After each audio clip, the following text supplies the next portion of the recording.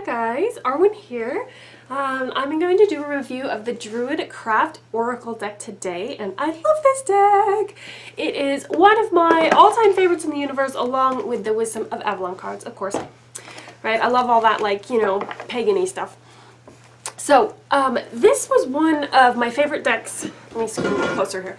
When I was first, like, getting a little deeper into tarot and getting like really wanting to get into the symbolism of it more, instead of just, you know, putzing around with the oracle cards that I had. And let's see, 2004 seems to be when the first time this was copyrighted. So I just wanted to find that out. I think I've had this deck for almost 10 years now. Okay, so oh, these are the backs of the cards, right? Nice and brown, right? I've seen a lot of videos on YouTube where people cut them down, and that's one of my things on my list to do is cut them down, but I need to like buy the cutter, and I just haven't gotten around to that. But I think I would much prefer these cards without the white border. But I love the images on the cards. Love the images on the cards. They're so Celtic. They feel so like they feel like the Vikings TV show, which is one of my favorite shows. Love this card. So good.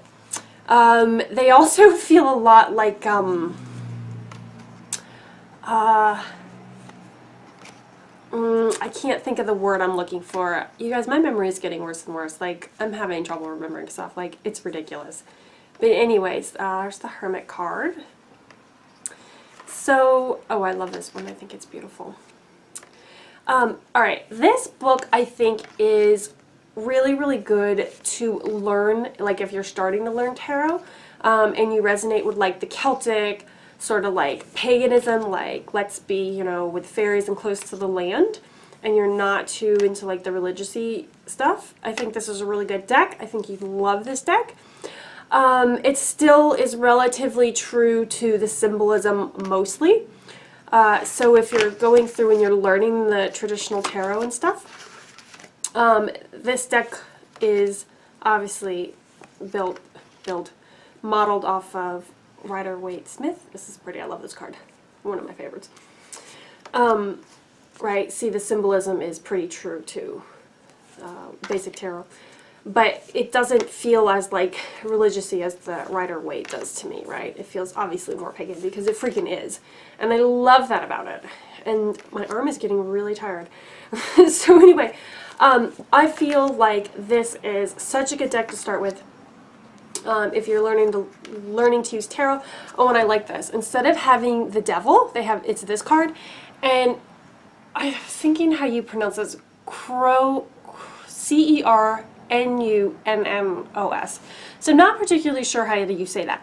But I did look this up, and it apparently, and I didn't realize this until I looked it up, of course, there was a horned god, you know, in the Hellenistic period, which was, I think the Hellenistic period is 100, 200, 300, 400 years before Jesus was born. I'm pretty sure. Don't quote me on that. It's just like if I'm thinking about it, I'm pretty sure that's when the Hellenistic period is. But back then there was a horned god, and that was his name, and it was found carved on a stone somewhere that was found in the ground. There's a couple different images of a horned god, one of which is on a copper sort of, I don't want to call it a basin, maybe like a copper cauldron. And the horned god is on that, but the stone was one of the first instances, and might even be one of the only instances where that name was carved by that god, so it was obvious that that was the name of that god because there were all sorts of gods on those stones. I think it was a pillar, and then with stones, when they put together, they found out that it was a pillar. Unfortunately, I can't remember where I found that information. I'll see if I can remember it so I can put it in the show notes.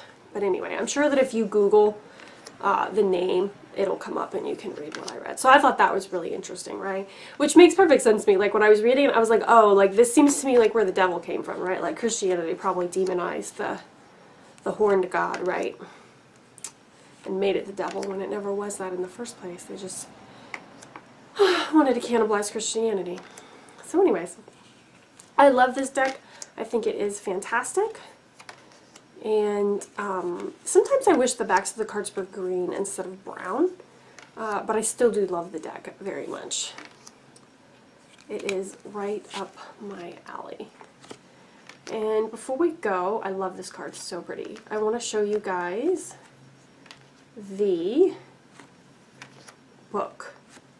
So the book does have a little, let me find the book.